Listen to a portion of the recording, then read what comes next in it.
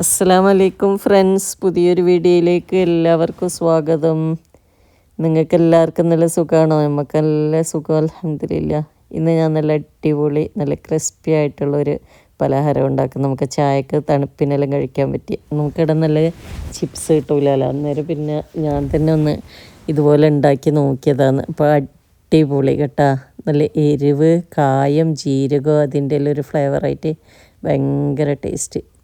അപ്പോൾ നിങ്ങൾ ഇതുവരെ ഇങ്ങനെ ഉണ്ടാക്കിയിട്ടില്ല എന്ന് ഞാൻ വിചാരിക്കുന്നു. ഉണ്ടാക്കിയിട്ടില്ലെങ്കിൽ ഒന്ന് ട്രൈ ചെയ്ത് നോക്കിയിട്ട് നിങ്ങളുടെ അഭിപ്രായങ്ങൾ കമൻറ്റിലൂടെ അറിയിക്കുകയും പിന്നെ വീഡിയോ ഇഷ്ടപ്പെട്ടാൽ ഒന്ന് ലൈക്ക് ചെയ്യാനും ഷെയർ ചെയ്യാനും, നിങ്ങൾ ഇതുവരെ എൻ്റെ ചാനൽ സബ്സ്ക്രൈബ് ചെയ്തിട്ടില്ലെങ്കിൽ ഒന്ന് സബ്സ്ക്രൈബ് ചെയ്യുകയും ചെയ്യണം.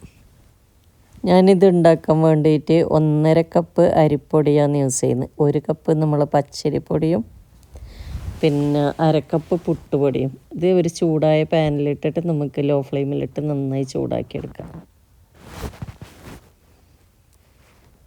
ഇത് ചൂടായി വരുമ്പോൾ ഞാനൊരു 1/4 ടീസ്പൂണ് നമ്മൾ ചില്ലി ഫ്ലെക്സ് ഇട്ട് കൊടുക്കുന്നുണ്ട്. പിന്നെ ഒരു 1/4 ടീസ്പൂണ് ചെറിയ ജീരകം,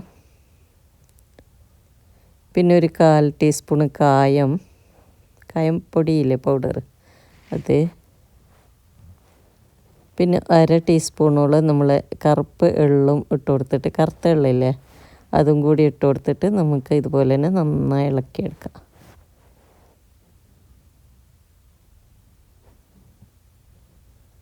ഇത് നന്നായി ഇളക്കി ചൂടായിട്ടാകുമ്പോൾ നമുക്ക് ഈ പാനിൽ നിന്ന് മറ്റൊരു പാത്രത്തിലേക്ക് മാറ്റിയിട്ട് ഒരു പാത്രം അടുപ്പത്ത് വെച്ചിട്ട് നമുക്ക് 2 കപ്പ് വെള്ളം ഒഴിച്ച് അതിൽ 1 ടീസ്പൂൺ വെളിച്ചെണ്ണയും ഉപ്പും ആവശ്യത്തിന് ഇട്ടിട്ട് നമുക്ക് തിളച്ച് വരുമ്പം നേരത്തെ നമ്മൾ ചൂടാക്കി വെച്ചില്ലേ ആ പൊടിയെല്ലാം ഇട്ട് കൊടുത്തിട്ട് നന്നായി ഇളക്കി വെള്ളം വറ്റിച്ചെടുക്കാം.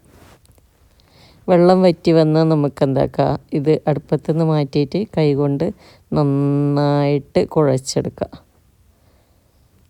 ഇത് നമ്മൾ സാധാരണ അരിപ്പൊടി പത്തിരിക്കെല്ലാം കുഴക്കുമ്പം 1.5 കപ്പ് അരിക്ക് 2 കപ്പ് വെള്ളമല്ല, കുറച്ച് അധികം ഒഴിക്കൂലേ. പക്ഷേ ഇതിന് ഇത്ര വെള്ളം മതി, കാരണം ഇത് ക്രിസ്പി ആയിട്ട് നമുക്ക് ഫ്രൈ ചെയ്തെടുക്കേണ്ടതാണ്. അതുകൊണ്ട് തന്നെ നമുക്കിത് നന്നായി കൈകൊണ്ട് കുഴച്ചിട്ട് ഒരു 5-10 മിനിറ്റ് അടച്ച് വെച്ചതിന് ശേഷം നമുക്ക് ഇതുപോലെ നന്നായി കുഴച്ചെടുക്കാം കേട്ടോ. പിന്നെ 5-10 മിനിറ്റ് അടച്ച് വെച്ചതിന് ശേഷം ഓയിൽ, ഏത് ഓയിലും മതി, വെളിച്ചെണ്ണ ആകുമ്പോഴായിരിക്കും കൂടുതൽ ടേസ്റ്റ്.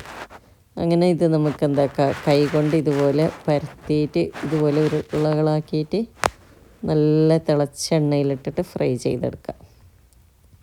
കുറച്ചധികം സമയം ഫ്രൈ ചെയ്യേണ്ടി വരും. ഇത് പുറം കരിഞ്ഞിട്ട് ഉള്ളു വേവാത്ത അവസ്ഥ അങ്ങനെ ഉണ്ടാവില്ല, പുറം പെട്ടെന്നൊന്നും കരിയൂല. അതുകൊണ്ട് നമുക്ക് ക്രിസ്പി ആകുന്നത് വരെ ഇത് നന്നായിട്ട് ഫ്രൈ ചെയ്തെടുക്കാം.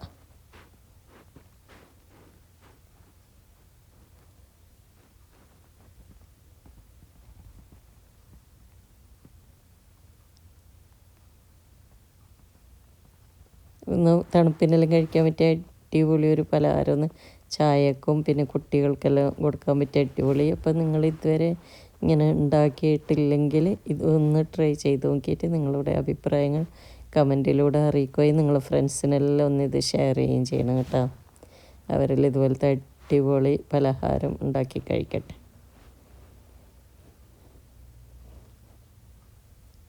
അത് ഫ്രൈ ആയതിന് ശേഷം നമുക്ക് ഒരു നുള്ള് ഉപ്പും ഒരു 1/4 ടീസ്പൂണും 1/4 ടീസ്പൂണ് കേട്ടോ, 1/4 ടീസ്പൂണ് കാശ്മീരി ചില്ലി പൗഡറും പിന്നെ ഇട്ടിട്ട് ഇത് നന്നായി മിക്സ് ചെയ്തതിന് ശേഷം നമുക്ക് ഒരു എയർ ടൈറ്റുള്ള ബോക്സിലോ മറ്റിട്ട് അടച്ച് വെച്ചിട്ട് കഴിക്കാവുന്നതാണ്.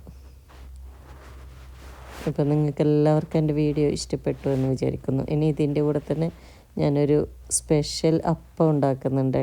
അടിപൊളി കറിൻ്റെ കൂടെ കഴിക്കാനും പുതിയാപ്പിളക്കെല്ലാം സൽക്കാരത്തിനെല്ലാം ഉണ്ടാക്കാൻ പറ്റിയ തേങ്ങാപ്പാലും പഞ്ചസാരയും ചേർത്തിട്ടെല്ലാം കഴിക്കാൻ പറ്റിയ ഒരു അടിപൊളി അപ്പമാണ്. അപ്പോൾ നിങ്ങൾ വീഡിയോ സ്കിപ്പ് ചെയ്യാതെ കാണുകയും ഇഷ്ടപ്പെടുകയാണെങ്കിൽ ലൈക്ക് ചെയ്യാനും കമൻറ്റ് ചെയ്യാനും ഷെയർ ചെയ്യാനൊന്നും മറക്കരുത്. ഈ അടിപൊളി അപ്പം ഉണ്ടാക്കാൻ വേണ്ടിയിട്ട് ഞാനിവിടെ 2 കപ്പ് പച്ചരി വെള്ളത്തിലിട്ട് വെക്കുന്നുണ്ട്.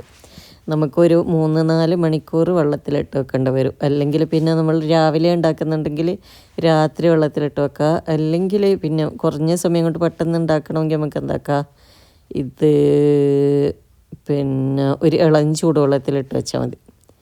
ഇളം ചൂട് നല്ല തിളച്ച വെള്ളത്തിലിടുമ്പോൾ ഒരു ചോറ് പോലെ ആവും, പത്തലെന്നെല്ലാം ഉണ്ടാക്കുന്ന പോലെ. അതുകൊണ്ട് ഒരു ഇളം ചൂട് വെള്ളത്തിലിട്ട് അടച്ച് വെച്ചാലാണെങ്കിൽ നമുക്കിത് പെട്ടെന്ന് കുതിർന്ന് കിട്ടും. ഞാൻ പിന്നെ വൈകുന്നേരം ഉണ്ടാക്കാൻ വേണ്ടി അരി വെള്ളത്തിലിടാൻ മറന്നുപോയിട്ട് ഇളം ചൂട് വെള്ളത്തിലാണ് ഞാനിതിപ്പോൾ ഇട്ട് വെച്ചത്. അങ്ങനെ 2-3 മണിക്കൂർ കൊണ്ട് തന്നെ ഇവിടെ തണുപ്പാകുന്നില്ല, അതുകൊണ്ട് തന്നെ ഞാൻ ഇളം ചൂട് വെള്ളത്തിലിട്ട് പെട്ടെന്ന് കുതിർന്ന് കിട്ടാൻ വേണ്ടിയിട്ട് അങ്ങനെ ആക്കിയ. അങ്ങനെ പിന്നെ ഒരു 2-3 മണിക്കൂർ കൊണ്ട് തന്നെ ഇത് നന്നായി കുതിർന്ന് കിട്ടിയിട്ടുണ്ട്. ഇത് നമുക്ക് നന്നായി കഴുകിയിട്ട് വെള്ളം ഊറ്റി കളഞ്ഞതിന് ശേഷം ഒരു മിക്സിയിലിട്ടിട്ട് ഉപ്പ് ഇട്ട് കൊടുത്തിട്ട് നന്നായി അരച്ചെടുക്കാം കേട്ടോ. ഇങ്ങനെ നമുക്കിത് കഴുകിയെടുക്കാം. 2-3 വട്ടം കഴുകിയതിന് ശേഷം നമുക്കെന്താക്കാം, ഉപ്പിട്ട് കൊടുക്കാം ആവശ്യത്തിന്. അതിന് ശേഷം മിക്സിൻ്റെ ജാറിലിട്ടിട്ട് ഇത് വെള്ളം ഒഴിച്ചിട്ട് നന്നായി അരച്ചെടുക്കാം. ഇത് തരിതരിപ്പില്ലാതെ അരച്ചെടുക്കണം. ഈ തരിതരിപ്പ് ഉണ്ടെങ്കിൽ നമുക്ക് എന്താക്കാം, ഇത് അരച്ചതിന് ശേഷം ഒരു അരിപ്പിയിൽ ഒഴിച്ചിട്ട് ഇത് അരിച്ച് ഇതിൻ്റെ തരിതരിപ്പെല്ലാം അങ്ങോട്ട് മാറ്റുക. നന്നായി അരച്ചെടുക്കുക. വെള്ളത്തിന് കണക്കൊന്നുമില്ല, വെള്ളം നമുക്ക് പിന്നെ അരച്ചതിന് ശേഷം ഒഴിക്കേണ്ടി വരും. നല്ല ലൂസായിട്ടാണ് ഈ അരിൻ്റെ മാവ് വേണ്ടത് കേട്ടോ. അതുകൊണ്ട് വെള്ളം നമുക്ക് ആവശ്യത്തിന് വെച്ചിട്ട് തന്നെ നന്നായി അരച്ചെടുക്കാം. ഇത് അരിഞ്ഞ് വരുമ്പം തന്നെ നമുക്കിതിൽ ഞാൻ 2 കപ്പ് അരിയാണല്ലോ ഇട്ട് കൊടുത്തത്. അപ്പോൾ 1 കപ്പിന് 1 മുട്ട, ആ അളവിൽ 2 കപ്പിന് 2 മുട്ട ഇട്ട് കൊടുക്കുന്നുണ്ട് ഞാൻ.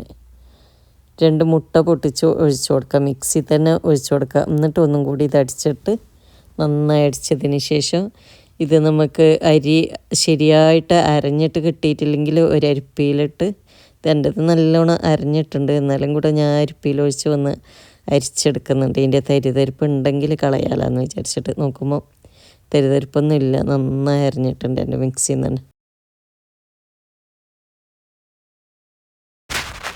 അങ്ങനെ ഇത് നന്നായിട്ട് അരഞ്ഞിട്ടുണ്ട്, തരിതരിപ്പൊന്നും ഇല്ല എന്നെങ്കിലും കൂടെ ഞാൻ ഒരു അരിപ്പിയിൽ ഒഴിച്ചിട്ട് ഒന്നും കൂടെ അരിച്ചെടുക്കുന്നുണ്ട്. കാരണം തരിതരിപ്പ് ഉണ്ടെങ്കിൽ നമുക്ക് അതുപോലെ കിട്ടൂല, നല്ല അപ്പമായിട്ട് കിട്ടൂല. ഈ അപ്പം ഉണ്ടല്ലോ നമുക്ക് പുതിയാപ്പിള സൽക്കാരത്തിനെല്ലാം കൊടുക്കാൻ പറ്റിയ, തേങ്ങാപ്പാലും പഞ്ചസാരയും ചേർത്തിട്ട് വേണമെങ്കിൽ അങ്ങനെ കഴിക്കുക.